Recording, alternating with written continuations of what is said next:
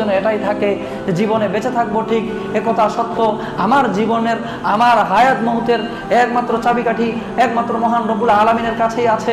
অতএব দুনিয়াতে আমাকে বাঁচতে হবে এভাবে যে আমি সব সময় রেডি হয়ে আছি, যখনই ডাক দিবে তখনই আমি যেতে ইচ্ছুক, যখনই আমাকে ডাক দিবে তখনই আমি যেতে ইচ্ছুক। মহান রব্বুল আলামিন তো বলেছেন, হে বান্দা তুমি শুনো, তুমি দুনিয়া ততক্ষণ পর্যন্ত ছেড়ো না যতক্ষণ না পর্যন্ত তুমি পরিপূর্ণ ঈমানদার না হও। তা অতএব প্রিয় ভাই, আপনাকে আমি বুঝতে যাচ্ছি যে আপনাকে আগে ঈমানদার হতে হবে, আপনার ঈমানটা কঠোর করতে হবে, আপনাকে ঈমানদার হতে হবে।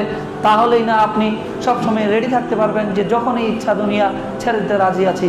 আজই যদি বলে আজরাইল আপনাকে যেতে হবে, আপনার সময় শেষ, আপনিও তখন বলবেন যে আমারও সময় শেষ, আই হ্যাভ টু গো, আমাকে যেতে হবে, আমি চলে যাব।